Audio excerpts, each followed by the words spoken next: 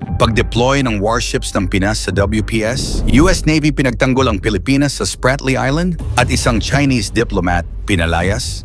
Mukhang tumitindi ang tensyon sa West Philippine Sea dahil ang Philippine Navy posibleng mag-deploy na ng warships.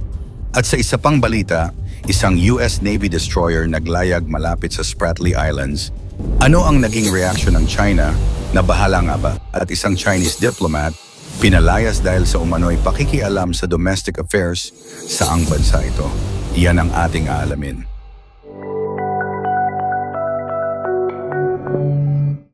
Philippine Navy warships sa West Philippine Sea.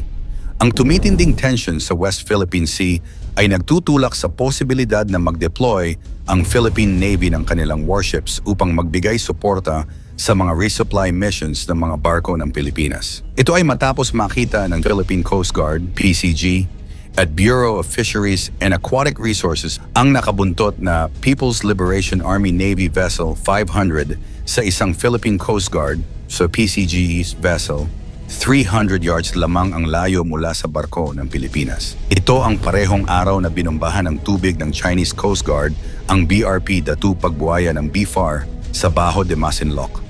Agad naghain ng diplomatic protest ang Pilipinas laban sa China, ngunit ayon sa Beijing, legal umano ang kanilang ginawa at Pilipinas pa raw ang delikado.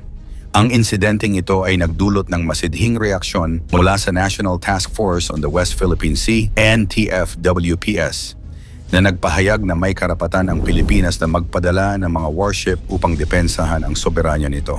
Ayon sa mga ulat, ang deployment ng Philippine Navy ay isa ring hakbang upang tugunan ang sunod-sunod na ulat ng panghaharas mula sa Chinese vessels laban sa mga resupply missions ng Pilipinas, particular na sa Ayungin Shoal. Bagamat paulit-ulit na sinasabi ng pamahalaan na hindi ito naghahanap ng gulo, nagiging malinaw na ang mga aksyon ng China ay nag-uudyok upang magpakita ng mas matatag na postura ang Pilipinas. Giit naman ng Department of National Defense, palalakasin ng bansa ang puwersa nito kasama ang mga kaalyado para mapanatili ang kapayapaan sa rehiyon.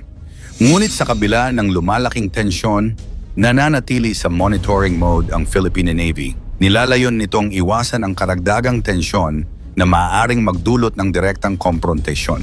Ang pananaw na ito ay kaayon sa mga pahayag ng National Maritime Council na mas makabubuti ang pagpapanatili ng diplomasya habang sinusubukang protektahan ang interes ng bansa.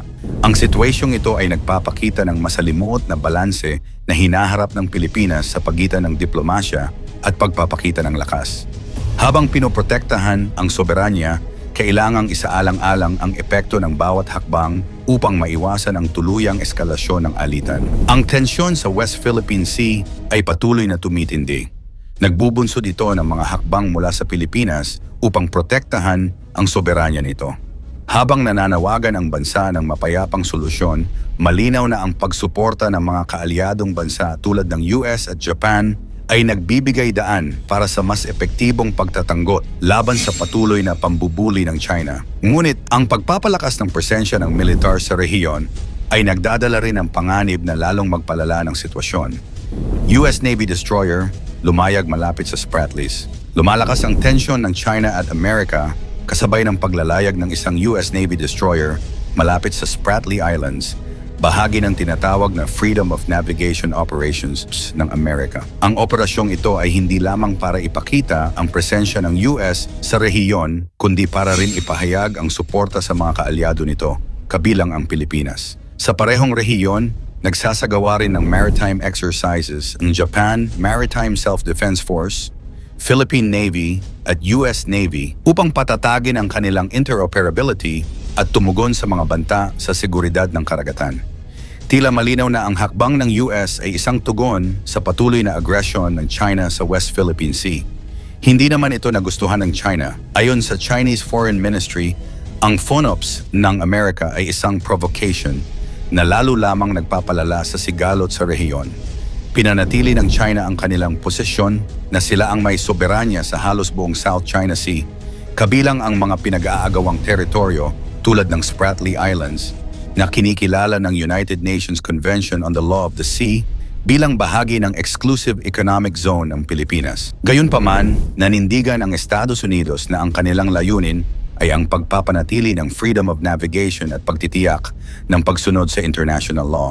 Ang ganitong aksyon ay bahagi ng mas malawak na estratehiya ng Amerika upang ipakita ang suporta sa regional na seguridad at hadlangan ang agresibong pagkilos ng China. Habang patuloy na umiinit ang sitwasyon, nananatiling sentro ang West Philippine Sea sa global geopolitics. Ang presensya ng mga puwersa mula sa iba't ibang bansa ay malinaw na nagpapakita na ang sigalot sa rehiyon ay hindi na lamang isang isyong pangrehiyon, kundi isa ng pandaigdigang usapin na maaaring magdulot ng mas malawak na epekto. Isang Chinese diplomat pinalayas. Isang kontrobersyal na hakbang ang ginawa ng Paraguay matapos ideklarang persona non grata ang isang Chinese diplomat na si Xu.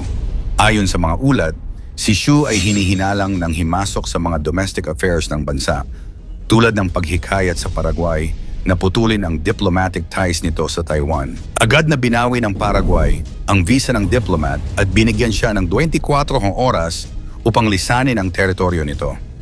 Ang Paraguay ay nananatiling natatanging kaalyado ng Taiwan sa South America. Sa kabila ng masidhing diplomatic pressure mula sa China, hindi natinag ang Paraguay sa pagkilala sa Taiwan bilang isang sovereign state, isang ugnayang tumagal na mula pa noong 1957. Pinapalakas ng insidenteng ito ang desisyon ng Paraguay na ipakita ang kanilang pagkakaisa sa Taiwan sa kabila ng mapanganib na implikasyong maaaring idulot ng tensyong ito sa relasyon nila sa China. Ang deklarasyon ng persona non grata ay isang matapang na hakbang na bihirang gamitin sa diplomasya. Sa kasong ito, malinaw na nais iparating ng Paraguay ang mensahe nito laban sa anumang anyo ng pangingialam sa kanilang soberanya. Sa kabilang banda, kinondena ng China ang hakbang na ito na nagsasabing ang Taiwan ay isang probinsya lamang nila at ang Paraguay ay dapat sumunod sa One China policy. Sa isang rehiyong patuloy na nililigawan ng China gamit ang economic investments at trade opportunities, ang pagtindig ng Paraguay ay isang inspirasyon para sa iba pang bansang nakararanas ng matinding pressure mula sa China. Gayunpaman, sa tumitinding tensyon sa pagitan ng mga kaalyado ng Taiwan at ng China, nananatiling isang palaisipan kung hanggang kailan maipapakita ng Paraguay ang ganitong tapang at katapatan sa kanilang paninindigan.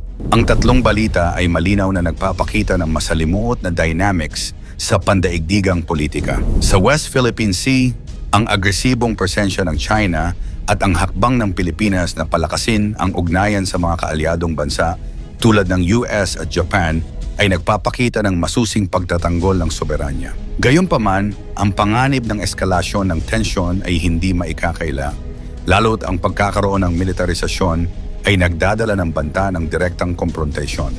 Samantala, ang Freedom of Navigation Operations, FONOPS, ng US ay simbolo ng suporta para sa rule-based order, ngunit nagdadala rin ng tensyon dahil itinuturing ito ng China bilang provocation. Ang mga maritime exercises na kasama ang Pilipinas at Japan ay hindi lamang tungkol sa kalayaan sa paglalayag, kundi isang paraan upang patatagin ang alyansa sa harap ng lumalaking impluensya ng China sa rehiyon. Sa kabilang banda, ang kontrobersyal na hakbang ng Paraguay laban sa Chinese diplomat ay sumasalamin sa hamon ng maliliit na bansa sa gitna ng labanan ng impluensya ng China at Taiwan.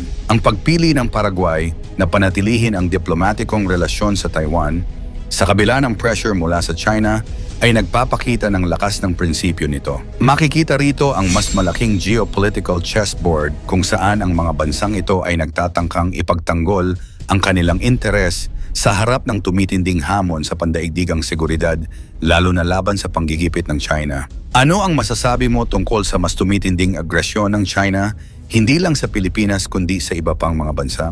Ikomento mo naman ito sa ibaba. Huwag kalimutang i-like at i-share. Maraming salamat at God bless.